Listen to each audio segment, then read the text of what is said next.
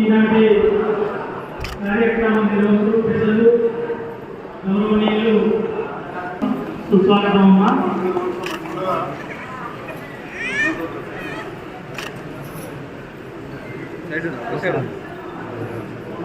మనందరి అభిమాన నాయకులు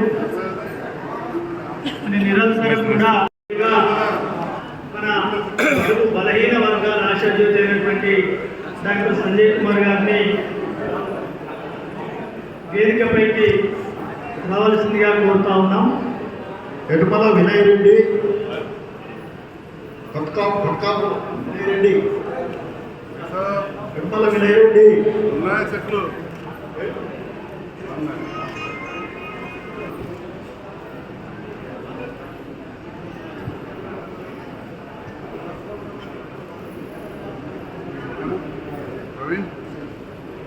గురావత్ యమున దావనపల్లి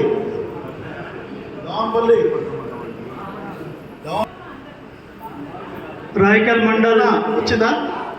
ఈరోజు సిఎంఆర్ఎఫ్ చెక్కులు పంపిణీ కార్యక్రమానికి మరి మండల్ ప్రజాప్రతినిధుల ద్వారా వారికి స్వాగతం సుస్వాగతం తెలియజేస్తూ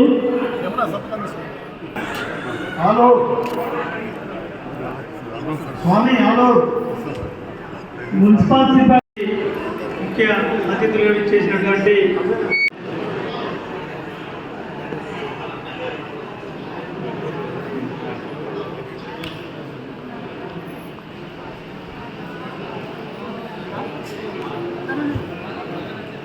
సిఎంఆర్ఎఫ్ చెక్కులు వచ్చి ఇంకా ఇక్కడికి చేరినటువంటి ఎవరైనా దయచేసి వాళ్ళకు ఇన్ఫర్మేషన్ చేసి రావాల్సిందిగా కోరుతా ఉన్నాం.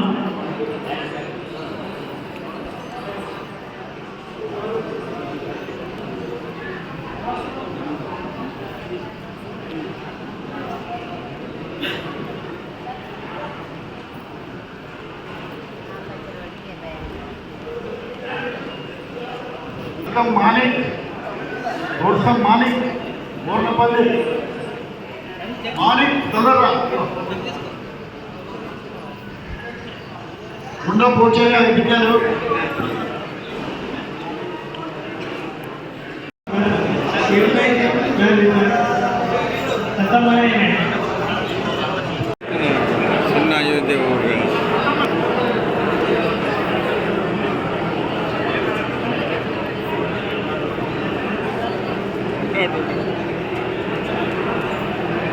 Boleh చెప్తున్నాను.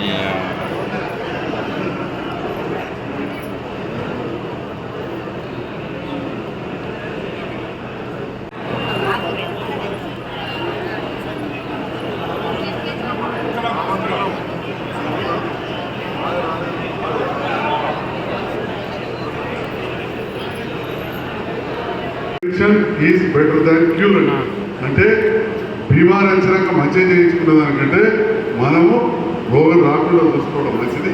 చాలా బీమాలు నీళ్ళతోటి ఈ దోమలతో వస్తున్నాయి.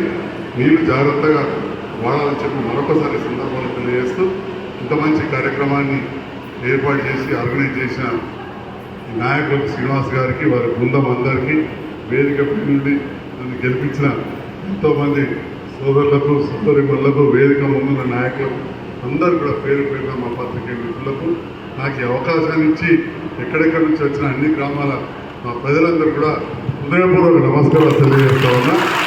ఇంకా రాయగల్ పట్టణానికి సంబంధించిన ర్యాలీ నిన్న కాక మొన్న మన జైత్యాల హైదరాబాద్కి చెందిన నారాయణ వాళ్ళ భార్య కూడా 2 లక్షలు ఇప్పించాం.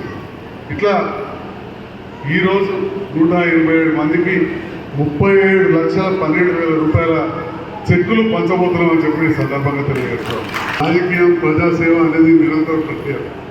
అంతకుముందు ప్రభుత్వం ఉండే, ఇప్పుడు కొత్త ప్రభుత్వం రేవంత్ రెడ్డి గారి నేతృత్వం వచ్చింది. చాలామంది అనుకున్నారు మరి మీ ఏడాదికి గెలిచినాం, ఏడాది గెలిచినాం, వస్తాయో రావో అనుకున్నారు. మరి మీరు నన్ను మళ్ళీ గెలిపించారు. ప్రభుత్వం రాలే, కేసీఆర్ గారు రాలే, ఆలోచన ఓడిపోయింది. మరి నేనే గెలిచిన చుట్టుపక్కల ధర్మపురి చొప్పదగిన ఇవన్నీ కాంగ్రెస్ వచ్చింది. రేవంత్ రెడ్డి గారి కుటుంబ సభ్యులు కొందరితో మంచి అనుబంధం. వాళ్ళు ఎంపీ సేవ చేసే గుణం ఉన్నది. ప్రభుత్వం వచ్చింది, కలిసి పనిచేద్దాం, నేను తీసుకుపోతుంటారు రేవంత్ రెడ్డి గారిని కనిపిస్తామని చెప్పి తీసుకుపోవడం. యువ ముఖ్యమంత్రి, రైతు బిడ్డ, ప్రజల సమస్యలు తెలిసిన వ్యక్తి, గతంలో ఎమ్మెల్సీగా జెడ్పీటీసీగా ప్రారంభమై జెడ్పీటీసీగా, ఎమ్మెల్సీగా, ఎమ్మెల్యేగా, ఎంపీగా పనిచేసి సోనియా గాంధీ, రాహుల్ గాంధీ, ఖార్గే గారు ఆశీస్సులతో పిసిసి అధ్యక్షుడై ఇప్పుడు ప్రజల ఆశీస్సులతో ముఖ్యమంత్రి అయింది. ముఖ్యమంత్రి అయిన తర్వాత కొన్ని చేసిరు, మీరు అందరూ చూసారు. బస్సులో ఫ్రీగా వస్తున్న మహిళలు, కొంతమందికి 80-90% మందికి కరెంట్ ఉచితంగా వస్తుంది, 70-80% మందికి సిలిండర్ వస్తుంది, ఒక 70% మందికి రుణమాఫీ అయింది. అది చాలా పెద్ద పని, భారతదేశంలో ఎక్కడ జరగలేదు. గత ప్రభుత్వంలో మేము ఉన్నప్పుడు కూడా ఈ 18,000 కోట్లు వేయాలంటే 4 ఏళ్ళు పట్టింది. రెండోసారి అయితే 5 ఏళ్లకు 7,000 కోట్లే చేయగలిగాం. కానీ 31,000 కోట్ల టార్గెట్ పెట్టుకొని 31,000 కోట్లు 40 లక్షల మందికి చేస్తామని చెప్పి టార్గెట్ పెట్టుకొని ఇప్పుడు 22 లక్షల మంది పైన రైతన్నలకు 18,000 కోట్లు మాఫ్ చేసి మిగతా వాళ్ళకి రైతుది ధైర్యంగా ఉండాలి. ఇక్కడ పిఎస్సీ చైర్మన్ ఉన్నారు, మా డైరెక్టర్ డైరెక్టర్లు అంతమంది ఉన్నారు. మరి మీ అందరికీ తెలుసు, మొదటి నుంచి కూడా నేను రాజకీయ కుటుంబంలోకి పుట్టాను. చాలా సమస్యల వల్ల ఎట్లుండాలి, ప్రజలతో ఎట్లుండాలి, రాజకీయ నాయకులతో ఎట్లుండాలో తెలుసు. సమస్యలు పరిష్కరించాలంటే అధికారులతో కూడా ఎట్లుండాలో కూడా తెలుసు. పేపర్లో రావాలంటే పాత్రికేయ మిత్రులతో కూడా ఎట్లుండాలో తెలుసు. మరి అందరితో సత్సంబంధాలు పెట్టుకొని మరి ఈ కార్యక్రమాలు చేసి వేదిక పైన మా రాజరెడ్డి గారు ఉన్నారు, తిరుపతి గారు. వాళ్ళ చుట్టూ క్యాన్సర్ అయ్యాడు. అప్పుడైతే తీసుకుపోయి వెళ్ళవలసి దవాఖాన కంటే ఇచ్చిన నేను ఉమ్మడికి హాస్పిటల్ కాదు దగ్గర 4 లక్షలు అనుకుంటాను. ముఖ్యమంత్రి సహాయం చెక్కులు తీసుకురావాల్సిన విషయం కూడా తెలియదు. ఇంతకుముందు చెప్పినట్టు రాజకీయ కుటుంబంలో చెప్పినట్టు పాత తరం నాయకులు చొక్కరావు గారు ఉండేవారు చుట్టం. పిఎం సాయం అనేది ఢిల్లీకి వెళ్ళి తీసుకెళ్తా చూసాడు. అరే ఢిల్లీకి వెళ్ళి కూడా ఇప్పటికి కూడా వచ్చారు, అప్పుడు తీసుకెళ్తారు. అంటే ఇవన్నీ చూసినాం మనం. కాబట్టి ఈ కార్యక్రమాలు చేసుకుంటాం. ఇవాళ జైత్యాల పట్టణం కావచ్చు, రాయకల్ పట్టణం మంచినీళ్ళు. రాయకల్ పట్టణం ఖచ్చితంగా మున్సిపల్ ఆఫీస్కి వచ్చి లేదా పోయి అనుమల్ సార్ కానీ రమక్క కానీ ఇక్కడ కౌన్సిలర్ తమ్ముడు మిత్రుడు ఉన్నాడు, హుసేన్ ఉన్నాడు, కొందరు పోటీ చేసిన వాళ్ళు ఉన్నారు, మాజీ ఎంపీటీసీ ఉన్నారు. ఇంటికి నల్లొచ్చే విధంగా చర్యలు తీసుకుందాం. మళ్ళీ కొన్ని రోడ్లు పడితే మళ్ళీ వేసుకుందాం. కానీ నీళ్ళు లేకపోతే నడవదు. కానీ బాధ్యత మనం కూడా వహించాలి. పోయినసారి మిషన్ బ్యాంకులో వేసాడు, పైప్ లైన్ వేసినా అంటాడు, నీళ్లు రావు. అది ఎస్సీ కాలనీ దంతవాడ. బాధ అనిపించారు. పేదవాళ్ళు, దళితులు 10వ వార్డు 11వ వార్డు నీళ్లు రాలేదు. మరి అలా మంజూరు చేయించాం. అట్లా గ్రామాలకు కూడా ఖచ్చితంగా మిగతా ప్రాంతం ఏదైతే ఉంటుందో చేస్తాం. నేను మొన్ననే ఇక్కడ మా మాజీ సర్పంచ్ గంగరాజు గారు ఉన్నాడు, వేదిక పైన మీ అందరినీ వేదిక గమనం మాజీలు అందరినీ కూడా రాలే చెప్పినాం. మొన్న ఈఎన్సీ కృపాకర్ రెడ్డి గారు కలిస్తే దురదృష్టం ఏంటంటే మిషన్ భరిత కార్యక్రమం మన జైత్యాల నియోజకవర్గంలో జరిగినప్పుడు నేను ఎమ్మెల్యేగా లేను. ఇవాళ రాష్ట్రంలో 33 జిల్లాలుంటే మంచినీళ్ళ విషయం చెప్తున్నా. 33 జిల్లాలుంటే అందులో 6 జిల్లాలు మంచిగా లేవు. 6 మంచిగా లేదు ఏదంటే జైత్యాల జిల్లా. బాధాకరం. అప్పుడు నేను ఎమ్మెల్యే లేదు. ఆ 6 జైత్యాల మంచిగా లేదు అని టౌన్లకైతే మళ్ళీ నిధులు తెచ్చినా గ్రామాలకు కూడా సెట్ చేయాలని చెప్పి నేను మిషన్ భరిత ఈఎన్సీ గారి దగ్గర మొన్న 45 నిమిషాలు కూర్చొని వచ్చాను. 45 నిమిషాలు కూర్చొని వచ్చాను. అట్లనే ఇంకా చాలా కార్యక్రమాలు ఉంటాయి, రోడ్లు ఉంటాయి, కరెంట్ విషయం ఉంటుంది. మీరు గెలిపించారు. ప్రతిపక్షంలో ఉన్న మరి ప్రతిపక్షంలో ఉంటే రోజు యువకాల ధర్నా చేసుకుంటూ కూర్చోవాలి. మరి ఇక ధర్నా చేసే లోపల పుణ్యకాలం గడుపుతుంది. మరి అధికార పార్టీ అధినేత రేవంత్ రెడ్డి గారి నేతృత్వంలో కలిసి పనిచేస్తే మన ప్రాంతం ఇప్పటికిప్పుడు ఎక్కువ పైసలు మనం రుణమాఫీకి ఇచ్చేసాం 18,000 కోట్లు అంటారు కావచ్చు. మరి బాగా అభివృద్ధి చేస్తానని వచ్చాడు, ఏమైనా మోడీ నా రోడ్డు అంటారు. కానీ ఒక్క రాయకల్లో ఉన్న రైతులకు ఖచ్చితంగా కోట్లాది రూపాయలు వచ్చినాయి. రైతు మంచిగా ఉంటేనే రైతే దేశానికి మంచిగా, కూలి కూడా మంచిగా ఉంటాడు. రైతు మంచిగా ఉంటేనే పంటలు పండితేనే ఇంత ధరలు తగ్గుతాయి. లేకపోతే పెరుగుతున్న జనాభాకు ఇంకా పెరుగుతుండే. మనం అనుకుంటాం ధరలు పెరుగుతున్నాయి, రైతుకి మంచిగా లేకపోతే వ్యవసాయం నడవకపోతే ఇంకా పెరుగుతుండే ఆహార ధాన్యాలు. కాబట్టి ముందు రైతులు బయటపడబట్టి ఆ తర్వాత వ్యవసాయ కూలీలకు కూడా ప్రతి సంవత్సరం 12,000 ఇచ్చే కార్యక్రమాన్ని వారు తీసుకుంటున్నారని కూడా చెప్తా ఉన్నాం. మళ్ళీ మహాలక్ష్మి పథకం కింద మహిళలకు కూడా పెన్షన్ వేస్తారని చెప్పి కూడా మహిళలందరికీ పెన్షన్ వేస్తారు, వృద్ధులకు పెన్షన్ వేస్తారని చెప్పి కూడా పూర్తి విశ్వాసంతో నేను రేవంత్ రెడ్డి గారితో కలిసి పనిచేస్తున్నా. ఖచ్చితంగా ఈ రుణమాఫీ వేదిక అవన్నీ కూడా చాలా అవుతాయి. ఇందిరమ్మ ఇంట్లో పథకం కూడా ఉంటుంది. ఆ పోయిన సందర్భంలో మనం డబల్ బెడ్రూమ్ ముందర పెట్టుకొని ఎక్కువ చేయలేకపోయినాం. రాయకల్లో కూడా నేను ఎమ్మెల్యే లేకముందు ఓ 100 ఇళ్ళు కడతానని చెప్పి ఒక గుత్తదారు వచ్చి 24 ఇళ్ళు మొదలుపెట్టి వెళ్ళిపోయాడు.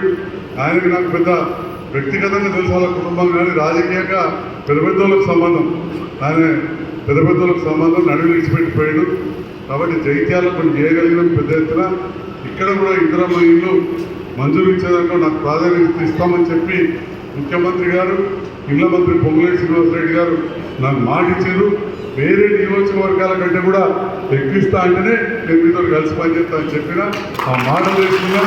తప్పకుండా రేపటి నాడు రైతులు పక్కన కావచ్చు, గ్రామాలలో కూడా ఎక్కువ ఇళ్ళు వస్తాయి. అయిన తర్వాతే మా ఎలక్షన్ ఇంకా 4 ఏళ్ళు ఉంటుంది. ఈ లోపల ఇంకొక 2-3 నెలల మొదలు పెడతాం. ఇప్పటికే మన రేషన్ కార్డుల విషయంలో కూడా చాలా స్పష్టత ఇచ్చిన ఉత్తమ్ కుమార్ రెడ్డి గారు మాకు కూడా ఉత్తరం రాశారు. మరి గతంలో ఈ రకంగా ఉండింది, చాలా రోజులు ఇవ్వలేదు, మనం ఎట్లా చేద్దామని చెప్పి మమ్మల్ని కూడా సలహాలు ఇవ్వమని చెప్పి ఉత్తమ్ కుమార్ రెడ్డి రేషన్ కార్డు ఇచ్చారు. మంత్రులు ఇద్దరు, ఉత్తమ్ కుమార్ రెడ్డి గారు, రెవెన్యూ మంత్రి పొంగులేటి శ్రీనివాసరెడ్డి గారు. ఉత్తమ్ కుమార్ రెడ్డి గారు పౌర సరఫరాల శాఖ మంత్రిగా మా ఉత్తరం రాశారు.